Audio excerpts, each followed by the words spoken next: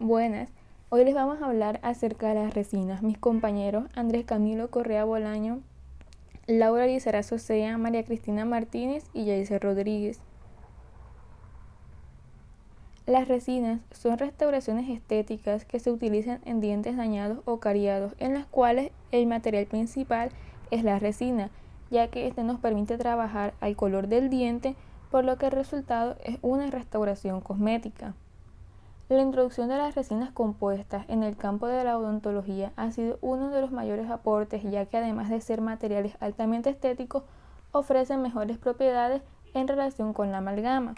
Entre sus ventajas encontramos mejores propiedades de adhesión al tejido dentario, disminuye la microfiltración, previene la sensibilidad postoperatoria, refuerzan la estructura dental remanente, transmiten y distribuyen las fuerzas masticatorias mediante la interfaz adhesiva del diente.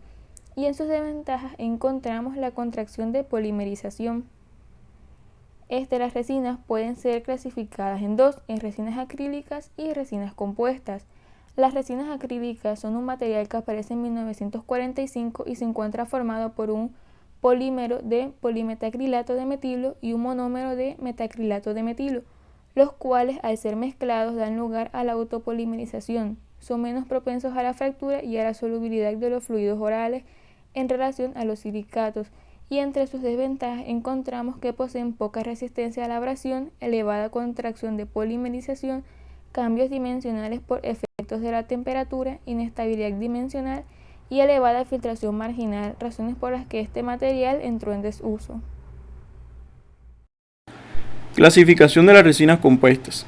Las resinas compuestas a su vez se clasifican de acuerdo al tamaño y distribución de las partículas de relleno en resinas convencionales o de macrorellenos.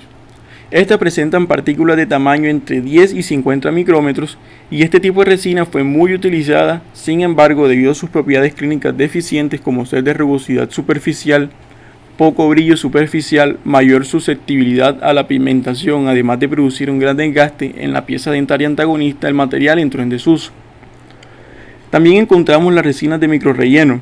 Estas presentan partículas de tamaño que oscilan de 0.01 a 0.04 micrómetros, las cuales debido al tamaño de sus partículas proporcionan un alto pulimiento, brillo superficial y estética a la restauración, por lo que se consideran adecuadas en restauraciones de piezas dentarias anteriores, mientras que no se recomienda su uso en piezas molares debido a sus propiedades mecánicas y físicas inferiores. También encontramos las resinas híbridas, las cuales resultan de la combinación de partículas de relleno fino de vidrio o cerámica, cuyo tamaño oscila de 0.6 a 1 micrómetro, y las partículas de relleno microfino de sílice coloidal tienen un tamaño de 0.04 micrómetros, las cuales presentan excelentes propiedades como ser de gran variedad de colores y por ello capacidad de mimetación con la estructura dental, menor contracción de polimerización, baja absorción acuosa, abrasión al desgaste y coeficiente de expansión térmica similar al experimentado por el tejido dentario, y lo mejor es que pueden usarse tanto en piezas dentarias anteriores como posteriores. Aquí también encontramos las resinas de nanorelleno presentes en partículas con un tamaño inferior a los 10 nanómetros y el relleno que se dispone individualmente o agrupado en nanoclusters que tienen un tamaño aproximado de 75 nanómetros. Estas, entre sus propiedades encontramos alta translucidez, pulido superior, propiedades físicas y de resistencia al desgaste similares a las de las resinas híbridas, por lo que pueden utilizarse también en piezas dentarias anteriores como posteriores. Bueno, es también importante mencionar los tipos de resina de acuerdo a su viscosidad, dentro de las cuales se encuentran resinas de baja viscosidad o fluidas, las cuales presentan en su contenido un menor porcentaje de relleno inorgánico y diluyentes que disminuyen su viscosidad tornándose fluidas, presentando entre sus ventajas alta capacidad de humectación de la superficie dental, capacidad de fluir en pequeños socavados, pudiendo formar capas de mínimo espesor. Además de su alta elasticidad, absorben la contracción de polimerización a pesar de que posee una alta contracción de esta misma, estando indicado su uso en restauración clase 5, abrasiones o restauraciones oclusales mínimas en caso de lesiones cariosas incipientes de fosas y fisuras. Acá encontramos también resinas de alta viscosidad o de cuerpo pesado. dentro de las que se encuentra un producto denominado PRIN en base a la resina BIS-GMA o UTMA, y un alto porcentaje de partículas de relleno de cerámica que le otorgan una alta viscosidad, por lo que son relativamente resistentes al desplazamiento durante la inserción del material y son de difícil manipulación. Poco estéticas si se utilizan en restauraciones de dientes anteriores, sin embargo, presentan propiedades físico-mecánicas superiores a las de las resinas híbridas, por lo que son indicadas en restauraciones clase 1, 2 y 6. Por último encontramos los compómeros, que es un material utilizado en odontología desde 1993 para restauraciones, aunque en los últimos tiempos también se utilizan en materiales de cementación, debido a que tienen capacidad de liberar flúor de forma constante aproximadamente durante 40 semanas.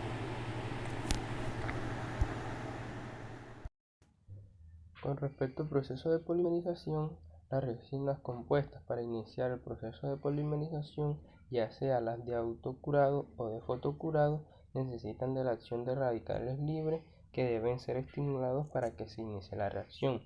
En las resinas de autocurado, la reacción se va a iniciar al mezclar dos pastas. Una de ellas va a contener el peróxido de benzoilo como iniciador y la otra va a contener el dimetiltoluidina como iniciador de la polimerización, que se llevará a cabo por adición. Y en las resinas de fotocurado, la energía de la luz visible va a estimular un iniciador contenido en la resina, como es la canforquinona, generalmente debiendo la resina ser expuesta a una fuente de luz que va a tener una longitud entre 420 y 500 nanómetros en el espesor de luz visible. Entonces, en el proceso de polimerización van a haber unos factores los cuales van a tener unas repercusiones clínicas, que va a ser el tipo de polimerización, que va a depender del color del composite, la potencia de la lámpara, la profundidad de la cavidad, el espesor de la capa, las estructuras dentales interpuestas y la cantidad de relleno del composite. También entre los factores vamos a tener el color del composite, que en los tonos más oscuros va a requerir mayor tiempo de polimerización. La temperatura, que el composite a temperatura ambiente polimeriza en menor tiempo y con mayor rapidez. Y el espesor en la capa del composite, que se recomienda que no sea mayor de 2 milímetros de espesor. El tipo de relleno, en los cuales los composites microfinos polimerizarán peor que los de mayor carga. La distancia entre el foco y la luz del composite, que nos dice que la distancia óptima para la polimerización debe ser menor de 1 milímetro y con la luz perpendicular al material. Y la calidad de foco de iluminación, que este debe ser con una longitud de onda entre 400 y 500 nanómetros. Y la distancia de la luz debe ser igual o mayor de 600 microwatts sobre centímetros cuadrados, para asegurar un mínimo de 400 en el primer incremento de composite en cavidades posteriores. Y la contracción de la polimerización, que va a depender de la cantidad de la fase orgánica. Factores que inciden en la selección de una resina compuesta. Consideraciones clínicas. Tenemos entre sus consideraciones clínicas la ubicación de la cavidad. Entonces, las características de la restauración en cuanto a extensión y localización son decisivas para la selección de un material. Cuando se trata de hacer una obturación de alto requerimiento mecánico, como por ejemplo una clase 4, una clase 1 amplia, una clase 2 compleja o clase 6, la resina más indicada es la que tenga mayor volumen de carga inorgánica y que en el caso del sector posterior sea radiopaco. Las restauraciones en los dientes anteriores exigen un mayor grado de estética, con lo que en estos casos están indicadas resinas compuestas con otras características, como por ejemplo buen pulido, opacidad adecuada para pasar inadvertido o fluorescencia. La capacidad de pulido depende del tamaño de la partícula. Las resinas compuestas con rellenos submicrónicos o con nanopartículas son ideales.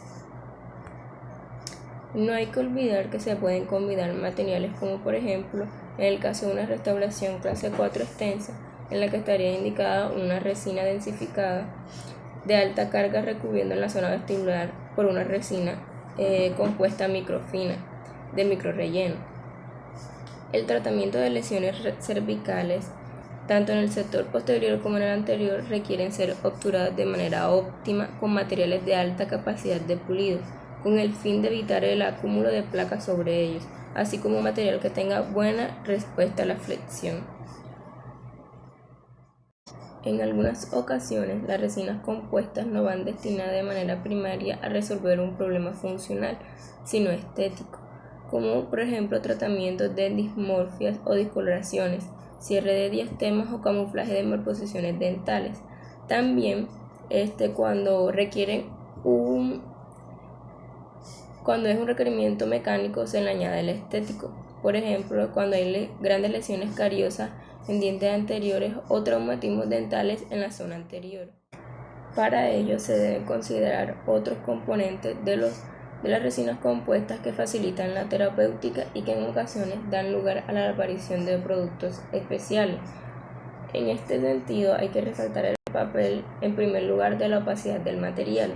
Algunas resinas compuestas se presentan como universales, las cuales significa que además de poder ser utilizados tanto en el sector anterior como en el posterior, pueden ser usados sin ningún otro producto adicional. Pero en otra parte es común ver presentaciones de resinas compuestas en las que hay un material estándar y otro más opaco. Pero eso sí, una cosa distinta son los opacificadores, materiales resinosos que se usan para tapar el color del diente subyacente. El uso de estos materiales quita la transparencia del diente, lo cual obliga a suplirla artificialmente con la combinación de materiales. En este caso, una resina compuesta híbrida que recubre al opacificador y una fina lámina de resina compuesta microfina que solapa a la anterior, consiguiendo de esta manera, gracias a las diferentes composiciones de los distintos elementos, dar un tipo de reflexión y refracción de la luz que incide sobre el diente que mejore su aspecto final acercándolo al natural. Y en el campo opuesto, las resinas compuestas translúcidas son útiles para reproducir bordes incisales de pacientes jóvenes. Los tintes son resinas con colorantes intensos que se utilizan para incrementar la estética final de la restauración. Su objetivo es el reproducir características morfológicas o cromáticas propias de cada paciente, manchas blancas, líneas de incremento, fisuras, etc.